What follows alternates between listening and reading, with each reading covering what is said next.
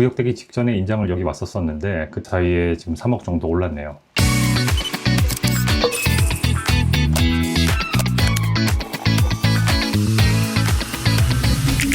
지도를 펼쳐보면 서울 한복판에 아직도 이런 곳이 있다는 게 새삼 놀랍습니다. 2호선 라인에서 한 발짝 비껴난 동작구 상도동, 낡은 골목과 반지하 창문들이 이어지는 이 풍경이 지금 서울시가 직접 손을 내민 곳이 됐습니다. 이름은 상도 23구역, 2025년 6월 서울시 신속통합기획 후보지로 최종 선정된 동작구의 새판입니다. 그리고 이 구역 바로 옆에는 이미 완성된 미래가 한 발 앞서 있습니다. 2024년 입주한 신축 아파트 푸르지오 클라베뉴입니다.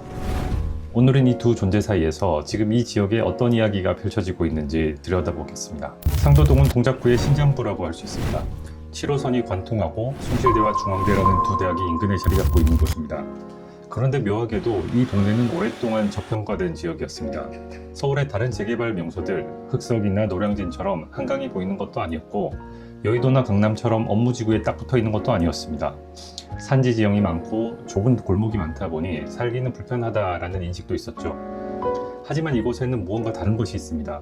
국사봉. 상도동 뒤편에 조용히 버티고 있는 이 산이 앞으로 이 동네 가장 큰 자산이 될 수도 있다는 이야기입니다. 춥세권이란 단어, 요즘 아파트 분양 시장에서 얼마나 프리미엄이 붙는지 다들 아실 겁니다. 그리고 이 국사봉을 품은 동네가 지금 한꺼번에 바뀌려 하고 있습니다. 상도동의 변화를 한눈에 이해하려면 지도를 먼저 봐야 합니다. 지금 이 지역에서 동시다발로 진행 중인 사업들을 하나씩 짚어보겠습니다. 이미 저번에 리뷰한 적이 있는 상도 14구역, 2025년 4월 정비구역 지정 표시가 완료됐습니다. 최고 29층 13개 동 1191세대 규모입니다. 한강 조망이 가능한 명품 단지를 목표로 하고 있습니다.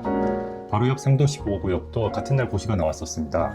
규모가 훨씬 큽니다. 최고 35층 33개 동 무려 3204세대입니다. 국사봉을 조망권으로 품는 숲세권 대단지로 계획되고 있는 겁니다. 그 주변으로는 상도동 242 모아타운이 진행 중이고 북쪽에는 동작 센트럴 자이가 현재 공사 중입니다. 2023년 착공해서 2028년 1월 준공을 목표로 하고 있습니다. 그리고 이 판 위에 이번에 새롭게 이름을 올린 것이 바로 상도 23구역입니다. 공식 주소는 서울 동작구 상도동 201번지 일대입니다. 2025년 6월 30일 서울시 제3차 주택재개발 후보지 선정위원회에서 신속통합기획 재개발 후보지로 최종 확정되었습니다. 직접 걸어보면 왜 이 구역이 선정되는지 바로 느껴집니다. 반지하 주택 비율이 눈에 띄게 높고요. 골목은 좁고 경사져 있고 건물들의 노후도는 상당한 수준입니다.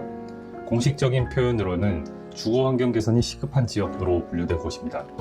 신속통합기획이란 서울시가 재개발 초기 단계, 그러니까 정비구역 지정까지의 과정을 직접 주도해서 속도를 내는 제도입니다. 예전에는 주민들이 알아서 동의서를 받고 수정하고 또 받고를 반복하다가 10년이 넘어도 제자리인 경우가 꽤 있었습니다. 그러나 신속통합기획이 들어오면서 그 지역 장벽이 크게 낮아지게 되는 결과가 있었죠.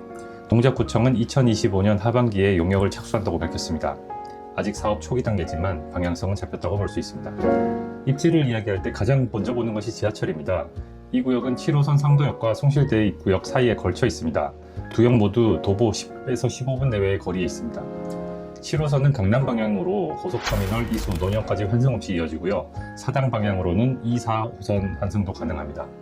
교통 자체는 그리 나쁘진 않습니다.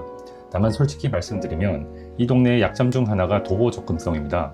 경사 지형이다 보니 역까지의 체감거리가 지도보다 멀게 느껴질 수 있었습니다. 이 부분은 재개발 이후 도로체계 개편과 함께 얼마나 개선되는지에 따라 단지 가치에 직접적인 영향을 줄 겁니다. 동작구청은 성대로 확장을 통해 상도동 일대 교통망을 통합 구축하겠다는 계획을 이미 발표했었습니다. 14, 15구역과 연계된 인프라 개편입니다. 그럼 상도동의 학구는 어떨까요? 상도초등학교를 중심으로 한 생활권이 형성되어 있습니다. 14, 15, 23구역이 모두 이 상도초를 공유하게 되는 구조입니다. 재개발이 완성된 이후 수천 세대의 새 아파트 주민들이 같은 학군을 형성해야 되는 그림이 되는 겁니다.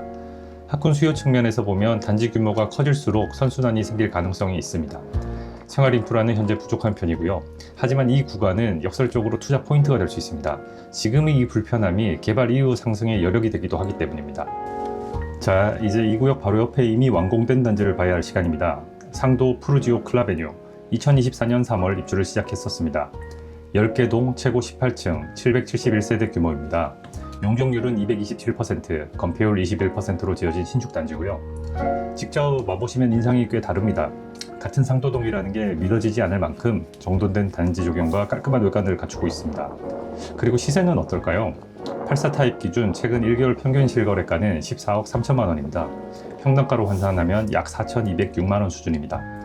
상도동 평균 평당가가 3,292만 원 수준인 것과 비교하면 이 단지는 지역 평균 대비 약 30% 높은 프리미엄을 받고 있는 겁니다. 동작구 평균인 3,355만 원과 비교해도 뚜렷하게 앞서 있습니다. 이게 무엇을 의미하느냐? 신축 한 채가 들어서는 것만으로도 주변 시세의 기준점이 달라진다는 겁니다.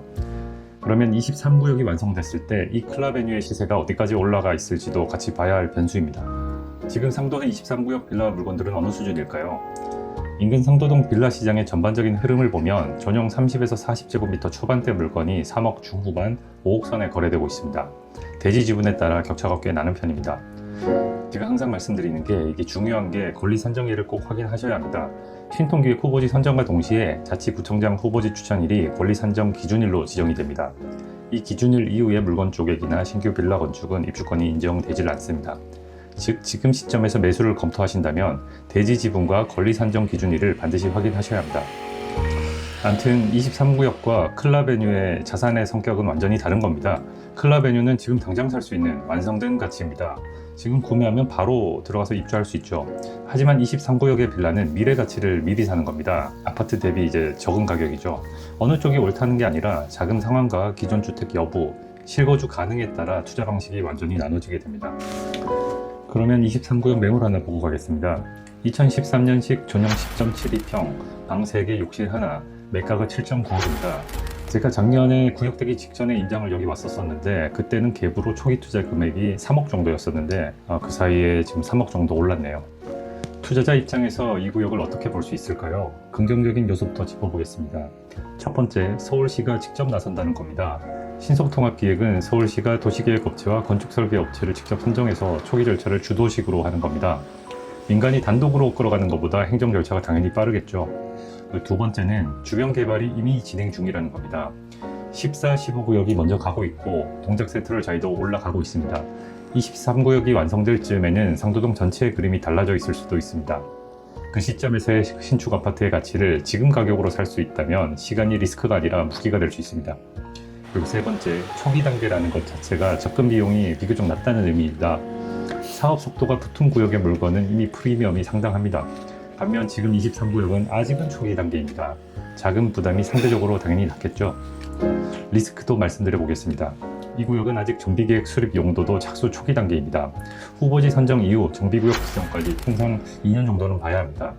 그 이후 조합 설립, 사업 시행인가, 관리 처분인가, 착공, 준공까지의 타임라인을 합산하면 최소 10년 정도의 장기전이 될 가능성이 높습니다.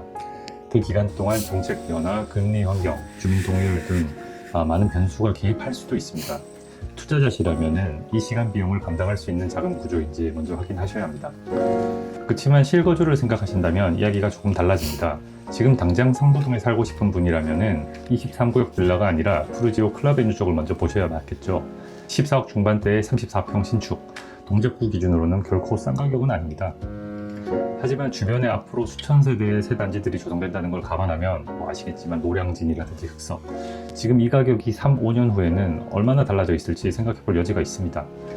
14구역, 15구역이 완성되면 상도동은 지금과 전혀 다른 동네가 됩니다. 그 변화의 첫 번째 수혜지는 이미 그곳에 살고 있는 사람입니다. 클라베뉴 입주민 입장에서는 옆 구역들이 재개발이 될수록 내 단지의 희소성이 더 올라가는 구조입니다. 학군, 숲세권, 교통의 삼박자가 갖춰지는 그림, 실입주자 입장에서는 이 지역이 왜 주목받는지 직접 걸어보면 더 잘 느껴지는 이유가 있습니다. 상도 23구역은 아직 이야기의 첫 번째 페이지에 있습니다. 신속통합기획 후보지 선정이라는 단 한 줄의 공문이 이 낡은 골목에 거대한 변화의 씨앗을 심었습니다.